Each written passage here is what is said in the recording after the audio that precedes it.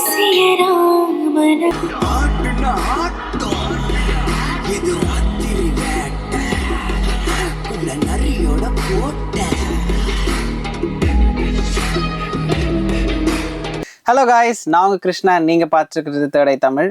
இன்றைக்கி நம்ம நிகழ்ச்சியில் பார்த்துக்கிட்டிங்கன்னா பகலரியான் படத்துடைய மியூசிக் டைரக்டரான விவேக் சார் அவர்கள் தான் இருக்காங்க. ஸோ வணக்கம் பிரதர். வணக்கம் வணக்கம். Nice to meet you. So எப்படி இருக்கீங்க? நல்லா இருக்கேன். நீங்கள் எப்படி இருக்கீங்க? நான் ரொம்ப நல்லா இருக்கேன். ஸோ பகலரியான் இந்த படத்துடைய மியூசிக் டைரக்டராக நீங்கள் வந்துட்டு அடி எடுத்து வச்சுருக்கீங்க. ஆமாம். ஸோ நீங்கள் பார்த்துக்கிட்டிங்கன்னா யூடியூப்லேருந்து இப்போ வந்து மூவிஸ்க்கு போயிருக்கீங்க, கரெக்டுங்களா? ஸோ ஏன்னா வந்து நார்மலி வந்து ஃபிலிம்ஸ்க்கு போகிறது வந்து அவ்வளோ ஈஸி கிடையாது. யாராக வேணாலும் இருக்கட்டும், ஆக்டராக இருக்கட்டும், இல்லை வந்துட்டு காமெடியனாக இருக்கட்டும், இல்லை மியூசிக் டைரக்டராக இருக்கட்டும், சிங்கராக இருக்கட்டும். ஸோ நீங்கள் யூடியூப்பில் இந்த மாதிரி பேக் டு ஸ்கூல், அலுமினாட்டி இதுக்கெல்லாம் மியூசிக் டைரக்ஷன் பண்ணிவிட்டு அப்படியே ஒரு ட்ரான்சிஷன் டு மூவிஸ் அப்படின்றத பட்சத்தில் உங்களுக்கு அந்த அனுபவம் பற்றி எங்களுக்கு சொல்லுங்கள். அது இதுலேருந்து அங்கே போனதுக்கான அனுபவம். இல்லை, ஆக்சுவலாக வந்து எல்லாமே கிட்டத்தட்ட ஒரே ப்ராசஸ் தான். என்ன, மூவிஸுங்கும்போது டியூரேஷன் கொஞ்சம் அதிகம். இதில் நம்ம அப்படியே கொஞ்சம் கொஞ்சமாக முடிச்சுட்டு வர மாதிரி இருக்கும். ஸோ எனக்கு ஆக்சுவலாக இந்த பேக் டு ஸ்கூல், இந்த அலுமினாட்டிஸ் முன்னாடி பண்ண எல்லா ஒர்க்குமே இந்த மூவிஸுக்கான ஒரு ப்ராக்டிஸாக தான் நான் அது பார்க்குறேன். ஸோ அது ப்ராக்டிஸ் தான். ஸோ எனக்கு இப்போ படம் ஒர்க் பண்ணும்போது ரொம்ப ஈஸியாக இருக்குது. அது ஒரு ப்ராக்டிஸ் தான் வைங்களேன். அந்த ஒரு எக்ஸ்பீரியன்ஸ் பண்ணிவிட்டு இதுக்கு வரும்போது கொஞ்சம் நல்லாயிருக்கு. அதாவது இதெல்லாம் வந்துட்டு உங்களுக்கு ஒரு நீங்கள் இந்த ஒர்க் வந்து உங்களுக்கு ஈஸியாக கொண்டு போய் ரீச் பண்ணுறதுக்கு உதவியாக இருந்ததுன்னு சொல்ல வரீங்க? ரீச்சுங்கிறத விட நான் சொல்கிறது இது ஒரு ஒர்க்காக சொல்கிறேன். ஓகே, இப்போ ஒரு சீனை எப்படி ஹேண்டில் பண்ணணும். இப்போ யூடியூப்பில் என்ன ஒரு ப்ளஸ் அப்படின்னா, நமக்கு படம் மாதிரி எந்த சீக்வன்ஸுக்கு எப்படி ரெஸ்பாண்ட் பண்ணுறாங்க, தியேட்டர் ரியாக்ஷன் மாதிரி யூடியூப்பில் கமெண்ட்ஸ் இருக்கும்.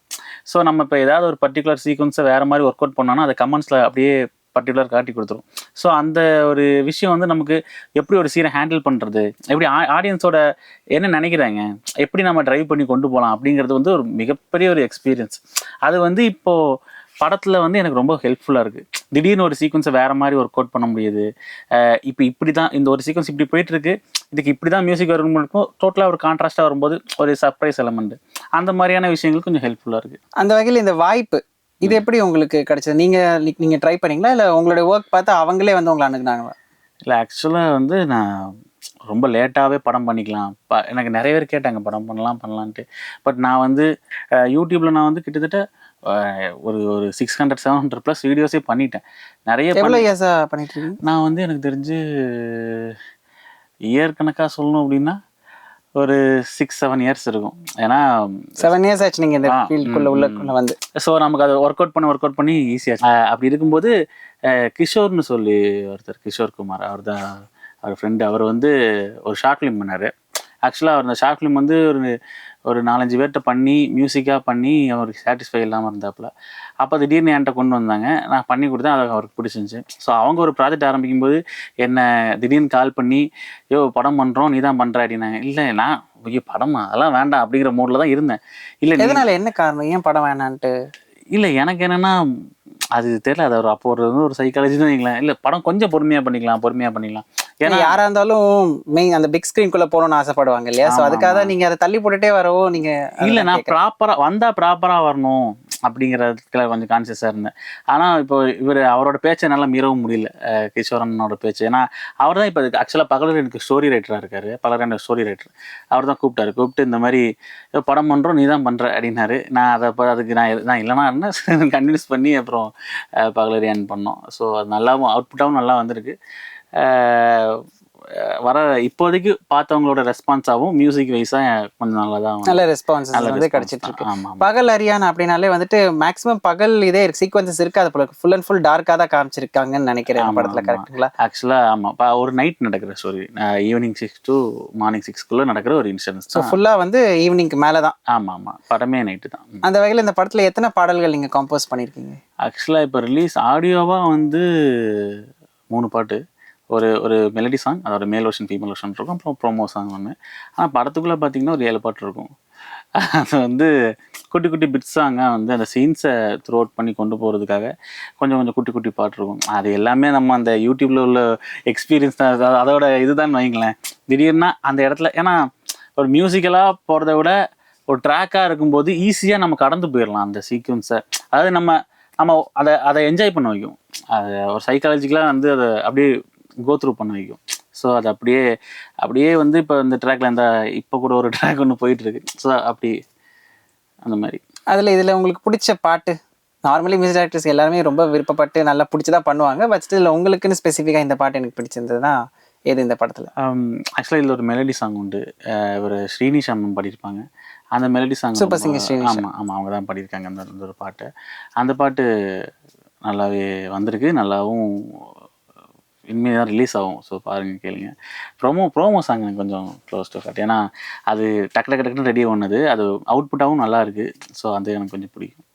அந்த மாதிரி இருக்குது. ஸோ இப்போ நீங்கள் ஸ்ரீனிஷா அப்படின்னு சிங்கர் சொல்லும் போது இந்த படத்தில் நீங்கள் பாடல்கள் இருக்கு இல்லையா? ஸோ சிங்கர்ஸை பொறுத்த வரைக்கும் இவங்க வந்து என்னுடைய பாடல் வந்து குரல் கொடுத்தா நல்லா இருக்கும் நீங்கள் சூஸ் பண்ணதா இல்லை டைரக்டரே வந்து சஜஸ்ட் பண்ணதா? இல்லை, ஆக்சுவலாக அந்த மெலடி சாங்க்கு வந்து கொஞ்சம் பெக்யூலராக ரொம்ப கொஞ்சம் சாஃப்டான டோனாக வேணும் அப்படிங்கிறது தான் இப்போ டேரக்டர் சைடாக இருக்கட்டும் எனக்குமே. ஏன்னா அப்படி தான் அதை கம்போஸே பண்ணோம். ஃபீமேல் அது இந்த சாங்கே ஃபஸ்ட்டு ஒரு சேடான டியூனா வைஸாக சேடாக இருக்கும், ஆனால் லிரிக் வைஸாக ஹாப்பியாக இருக்கும். அப்படி தான் இதை நாங்கள் கன்வெர்ட் பண்ணோம். அப்போ இன்னும் கொஞ்சம் எமோஷன் கொடுக்குற நிறைய வாய்ஸ் டெஸ்ட் எடுத்தேன் நான். இன்ஸ்டாவில் நிறைய பேரை அப்ரோச் பண்ணி பாட வச்சோம். அப்புறம் வந்து தெரிஞ்சவங்க எல்லாத்தையுமே கொஞ்சம் டியூன் வைஸாக எனக்கு அப்போ கொஞ்சம் பயம் இருந்துச்சு, ஐயோ டியூன் லீக் ஆயிருமா.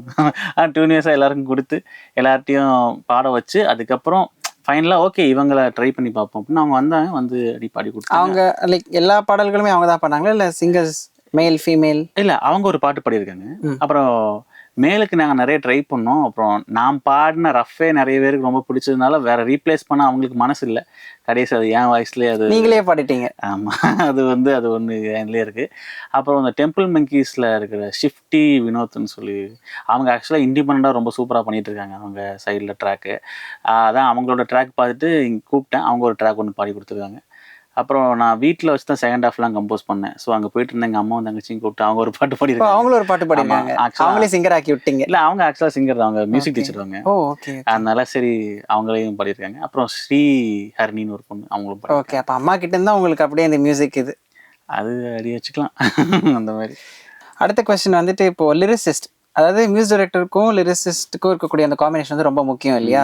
ஸோ அது எப்படி அவங்க லைக் அவங்களும் உங்களை மாதிரி வந்தவங்க இல்லை ஆல்ரெடி எக்ஸ்பீரியன்ஸ்டு பீப்புள்? அவங்களோட இருந்த அனுபவங்களை பற்றி சொல்லுங்கள். ஆக்சுவலாக எனக்கு நான் மியூசிக் பண்ணுறேன் அப்படின்னு சொல்ல முடியாது. இதை இப்போ தான் ஆரம்பிச்சிருக்கேன். இப்போ படமாக வந்து இதான் என்னோடய ஃபஸ்ட் ஸ்டெப்பு. இதுக்கு முன்னாடி நான் வந்து பண்ணிகிட்டு இருந்த அப்போவே வந்து எனக்கு லிரிக் ரைட்டர்ஸ் தான் கொஞ்சம் எனக்கு இல்லாமல் இருந்துச்சு. ஸோ அதனாலேயே நான் வந்து நிறைய என்னோட ஒர்க்லாம் பார்த்தீங்கன்னா நிறைய ஜிப்ரிஷ் வார்த்தைகளாக இருக்கும். அலுமினாட்டியில் கூட நீங்கள் மியூசிக் பண்ணி நிறைய அலுமினாட்டி சமைச்சு என்னோட எந்த ஒர்க்காக இருந்தாலும் ஒரு அதுக்குன்னே ஒரு ட்ராக் இருக்கும். அது வந்து லிரிக்கே இருக்காது, அது வந்து அப்படி ஜிப்ரிஷாகவே போகும். ஸோ இந்த படத்தில் கூட அது இம்ப்ளிமெண்ட் பண்ணியிருக்கீங்களா? அது இல்லை, ஃபர்ஸ்ட் அப்படி தான் வந்து ஒன்று பண்ணோம். அது ஆக்சுவலாக லிரிக் போடுறதுக்கு முன்னாடி நம்ம ஒரு டம்மி போடுவோம். ஸோ அந்த மாதிரி தான் வந்து டம்மி போட்டு அங்கே ஷூட்லலாம் எடுத்துட்டு நிறைய பேருக்கு இதையே பாட்டாக வச்சிடலாம், எங்க அதெல்லாம் வைக்கக்கூடாது அப்படின்னு சொல்லி முகில் அப்படின்னு சொல்லி ஒருத்தர் இருக்கார். அவர் தான் மேல் அண்ட் ஃபீமேல் ரெண்டுமே ஒரே டியூன் தான், ரெண்டுமே ஒரே ஃபீல் தான். ஸோ ரெண்டுத்துக்குமே அவர் தான் முகில்னு சொல்லி அவர் தான் எழுதியிருக்காரு.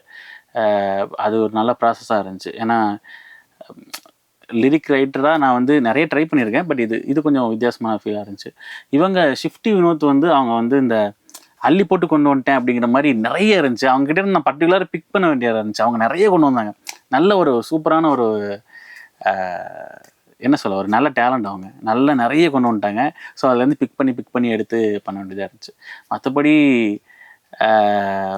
நானே வந்து சரி ஆள் இல்லாமல் ஒரு பாட்டு எழுதியிருக்கேன். நீங்களும் எழுதியிருக்கீங்க? ஆமாம், அந்த மாதிரி இனிமேல் பார்த்தா தான் தெரியும். பார்த்தா படத்தில் தான் வரும், அதனால் அது ஆடியோ ட்ராக்காக ரிலீஸ் பண்ணலாம் அந்த தைரியத்தில் தான் நானே எழுதியிருக்கேன். இது உங்களுடைய ஃபர்ஸ்ட் மூவி அப்படின்றனால இதில் வந்து டெஃபினட்டாக படம்னால சில பல எக்ஸ்பீரியன்ஸஸ் டெஃபினெட்லி நமக்கு இருக்கும், மறக்க முடியாதது. எப்பவுமே நம்ம முதல்ல தொடங்குறோம் இல்லையா, அது கண்டிப்பாக கடைசி வரைக்கும் இது நான் கண்டிப்பாக மறக்கவே மாட்டேன், முதல் படத்தோடைய அனுபவம் அப்படின்ட்டு. அந்த மாதிரி என்ன இருக்குது இந்த படத்தில்? இல்லை, ஆக்சுவலாக வந்து இந்த படத்தோட செட்டுக்கு நான் ஒரு தடவை போயிருந்தேன். அதுக்கு போனதுக்கப்புறம் நான் இதுக்கப்புறம் எந்த ஷூட்டுக்கும் செட்டுக்கு போயிடக்கூடாது. ஏங்க அவ்வளோ பயங்கரமாக இருந்துச்சு? இல்லை ஆக்சுவலாக என்னென்னா செட்டுக்கு போயிருந்தேன், ஷூட் நடந்துட்டு இருந்துச்சு. ஓகே எல்லாம் பார்த்துட்டு ஓகே ஹாப்பி, சரி போகிறோம் டேரக்டர்கிட்ட சொல்லிட்டு போயிடுவோம் அப்படின்னு சொல்லி சொல்லாமல் போனால் தப்பாக இருக்கும், அப்படி சொல்லிட்டு போயிடலாம் அப்படின்ட்டு பார்த்துட்டு இருந்தேன். ஒரு ஸ்ட்ரீட்டில் ஷூட் நடந்துட்டு இருந்துச்சு. சரி ஓகே அங்கே போய் சொல்லிட்டு வந்துடலான்னு போனேன். பார்த்தா வெற்றி சார் நின்றுட்டு இருந்தாரு. இன்னும் இவர் அப்படியே நின்றுட்டு இருக்கிறாரு, யாரும் எதுவும் ஷூட் எதுவும் போகலையான்னு பார்த்துட்டு இருந்தேன். டேரக்டர் அங்கே நின்றுட்டு இருந்தார். சொல்லலான்னு போகும்போது கேமரா அந்த பக்கம் ரோலிங் ஆகிட்டு இருந்துச்சு. ஓகே நான் போய் நடந்து போயிட்டு இருக்கும்போது கேமரா அப்படியே என்னை பார்க்க திரும்பிடுச்சு. நான் ஐயோ பார்த்தா அது சிங்கிள் ஷாட்டு. கேமரா அப்படியே திரும்பி வந்துச்சு. நான் ரோட்லேயே படுத்துட்டேன். படுத்து உருண்டு காருக்கு பின்னாடி ஹீரோ சாரோட காருக்கு பின்னாடி போய் உருண்டு கிடந்தோடனே எல்லாம் ஷூட்லாம் முடிச்சுட்டு பார்க்கும்போது எவன்டா அவன் தலை தெரியுதுன்னு கேமராமேன் வந்து திட்ட ஆரம்பிச்சிட்டாரு. அப்புறம் ஏடிஸ்லாம் இருந்தாங்க, அவனுங்க மியூசிக் டைரக்டர் திட்டாங்க, சாரிங்க இன்னொரு ஷாட் போயிடலாம் போயிட்டாங்க. அதுக்கப்புறத்துலேருந்து சரி ஓகே இனிமேல் செட்டுக்கும் போகக்கூடாது ஷூட்டுக்கும் போகக்கூடாது, இங்கேருந்து டாட்டா காட்டிடலாம் அப்படின்னு ஒரு முடிவாயிடுச்சு. ஸோ அந்த மாதிரியான அப்போ தான் ஃபஸ்ட் டைம் நான் க்ரூவை மீட் பண்ணுறதே அப்படி தான். திட்டு வாங்குறதுலேருந்து தான் பார்த்தேன். கேமராமேனும் சரி, வெற்றி நானையும் சரி, எல்லாருமே அப்படி தான் பார்த்தேன். அது ஒரு நல்ல ஒரு எக்ஸ்பீரியன்ஸாக இருந்துச்சு ஷூட்டில். அவுட்புட் வந்ததுக்கப்புறம் எப்படி ஃபீல் பண்ணாங்க எல்லாரும்? மியூசிக்காக சொல்கிறீங்க? மியூசிக்காக ஆக்சுவலாக நான் ஆடியோ லான்ச்சில் சொல்லியிருப்பேன். மியூசிக்காக இந்த படத்தில் ஒரு 4-5 தடவை மியூசிக் போட்டிருங்க அப்படின்ட்டு. ஏன்னா நிறைய ஃப்ரீடம் இருந்துச்சு. அது ஒரு பெரிய ஒரு ப்ளஸ்ஸாக. ப்ரெஷரே எல்லாமே ஒர்க் பண்ண முடிஞ்சுது உங்களால்? ப்ரெஷர் இல்லாமல்னு சொல்ல முடியாது, ப்ரெஷர் இருக்கும். நமக்கு தோன்றதை பண்ணுற ஒரு ஃப்ரீடம் இருக்குதுன்னு சொல்லலாம். அந்த ஃப்ரீடம் எனக்கு இருந்துச்சு கொஞ்சம். ஸோ அது எனக்கு கொஞ்சம் ஹெல்ப்ஃபுல்லாக இருந்துச்சு. ஸோ ஒரு சீன் ஒர்க் அவுட் ஆகலைன்னா வேறு மாதிரி ஒர்க் அவுட் பண்ணி பார்க்கலாம் அப்படிங்கிற மாதிரியான ஃப்ரீடம் இருந்துச்சு. ஸோ அது பண்ண முடிஞ்சிச்சு. அவுட்புட்டாக பார்க்கும்போது வெற்றினானே 2-3 தடவை கூப்பிட்டு நல்லா அப்ரிஷியேட் பண்ணார். நிறைய பேர் கூப்பிட்டாங்க. நிறைய படம் பார்த்துட்டு டிஸ்ட்ரிபியூட்டர் சைட்லேருந்து, ப்ரொடியூசர் அவங்க சைட்லேருந்து எல்லாருமே படம் பார்த்தேன். எல்லாருமே மியூசிக் வைஸாக ரொம்ப நல்லா இருக்குது அப்படிங்கிற மாதிரி ஃபீல் பண்ணுறாங்க. பார்ப்போம், படம் பார்த்துட்டு மற்றவங்க எல்லாம் சொல்லட்டும். கண்டிப்பாக. அந்த வகையில் இது எவ்வளோ நாள் ஆச்சு நீங்கள் முடிக்கிறதுக்கு? இது எனக்கு மியூசிக்காக ஆக்சுவலாக போஸ்ட் வந்து 1 year ஆச்சு, போஸ்ட்டு மட்டும். ஓகே. ஏன் அப்படின்னா அது கொஞ்சம் ஃபினான்ஷியல் இஷ்யூஸ்னால அது கொஞ்சம் டிலே ஆகிட்டே இருந்துச்சு. மியூசிக்காக வரும்போது ஒரு 1 month டைம் எடுத்து 1 month ப்ராப்பராக முடிக்கிறதுக்கு. ஸோ உங்கள் டீமில் மொத்தம் எத்தனை பேர் இருந்தீங்க? நீங்கள் அண்ட் லைக் இங்கே இருந்தவங்களா இல்லை அவங்க சைட்லேருந்து எதுவும் அசிஸ்ட் எதுவும் பண்ணியிருந்தாங்களா? நீங்கள் உங்கள் டீம் மியூசிக்காக? மியூசிக்காக தான். மியூசிக்காக வந்து 1 man army தான். நீங்கள் தான் ஃபுல்லாகவே? ஹெல்ப்புக்குன்னு யாருமே வச்சுக்கல? ஹெல்ப்புக்குன்னு வச்சுக்கலன்ட்டுல மோஸ்ட்டாக தேவைப்படலை, அந்த மாதிரி தான். ஏன்னா அதுதான் என் ப்ராக்டிஸாக இருக்குது இப்போ வரைக்கும். ஹெல்ப் தேவைப்படல, பட்டா அந்த ஃப்ரெண்ட்ஸ்லாம் இருக்காங்க, அது பிரச்சனை இல்லை. ஸோ அப்படியே மூவ் ஆன் ஆகி, ஏன்னா எனக்கு ஒரு பிரச்சனை இருக்குது. என் மைண்டில் இருக்கிறத எப்படி வெளியே சொல்கிறதுன்னு தெரியாது, அதனால் நானே உட்காந்து பண்ணிடுவேன், அந்த மாதிரி முடிச்சிடுறேன். ஓகே. இப்போ வந்துட்டு மியூசிக்கில் பார்த்துக்கிட்டிங்கன்னா வந்துட்டு ஏஐ எல்லாம் கூட கலந்துடுறாங்க இல்லையா? இப்போ யார் வேணாலும், அதாவது நம்ம மோடி அவர் பாடினா எப்படி இருக்கும், விஜய் அவர்கள் பாடினா எப்படி இருக்கும், இந்த மாதிரிலாம் இருக்குது. ஸோ அதை பற்றி நீங்கள் என்ன நினைக்கிறீங்க? ஒன்று. அண்ட் இதில் அந்த மாதிரி டெக்னாலஜி யூஸ் பண்ணிட்டு இருக்கக்கூடிய மியூசிக் பற்றி நீங்கள் என்ன நினைக்கிறீங்க? அது லைக் நீங்கள் ஓவராலாக ஜென்ரலாக கூட சொன்னாலும் ஓகே தான்.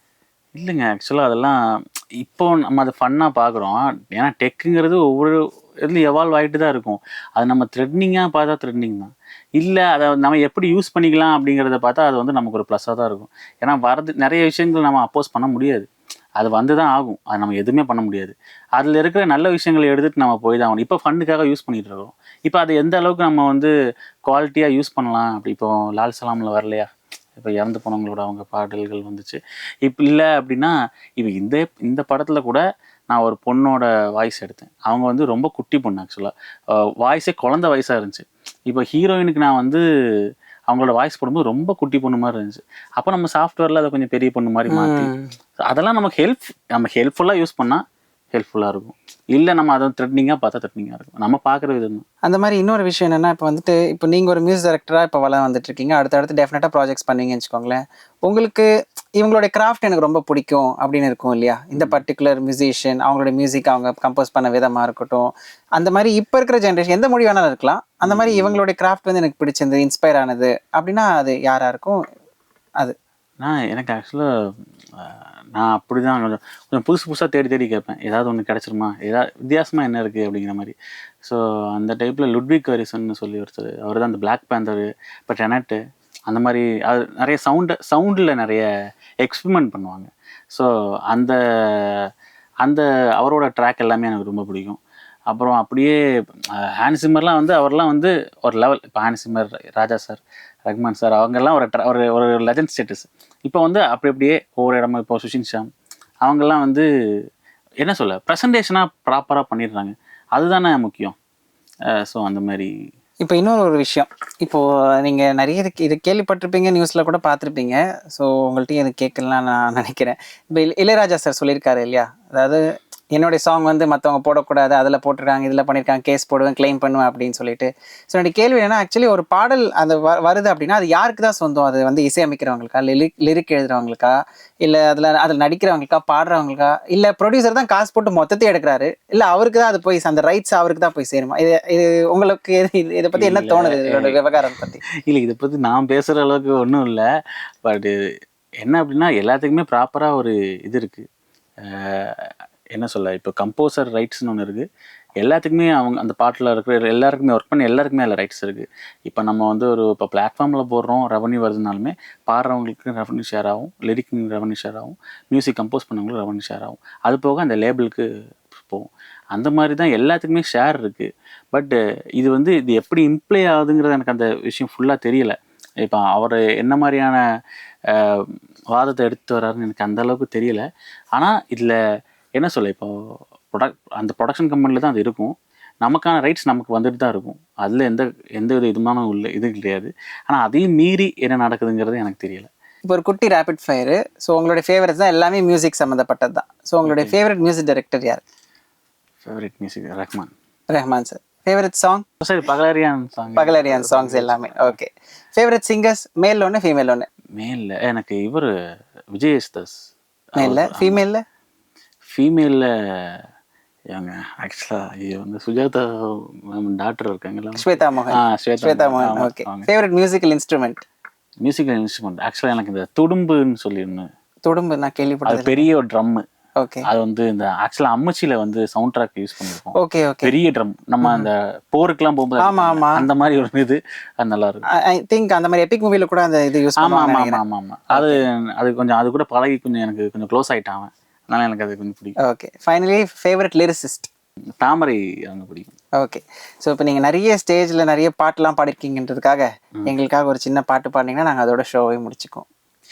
நீ ராட்சசியா ராதயா ரகசிகரன சுவடா, நீ பூமழையா புயல் மழையா, இதயம் கிழிக்கும் வால்முனைய, என் திமிர்தானே திமிரேன் உன்னில் நானடி, மனமெங்கும் உன் குரல் தானே ஊரக்கத்திலும் காண்கிறேன். Thank you so much. இது நீங்கள் பாடின பாட்டா? ஆமாம்.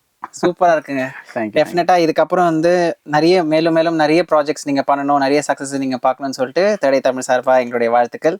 ஸோ ரொம்ப நன்றி எங்களோட இவ்வளோ நேரம் ஷேர் பண்ணி, உங்கள் ஸ்டுடியோவில் இவ்வளோ நேரம் எங்களுக்கும் ஸ்பேஸ் கொடுத்து கோஆப்ரேட் பண்ணதுக்கு ரொம்ப நன்றி. தேங்க்யூ.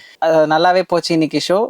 மீண்டும் வேறொரு பிரபலத்தோட உங்களை சந்திக்கிறேன். Until then, it's bye from Krishna.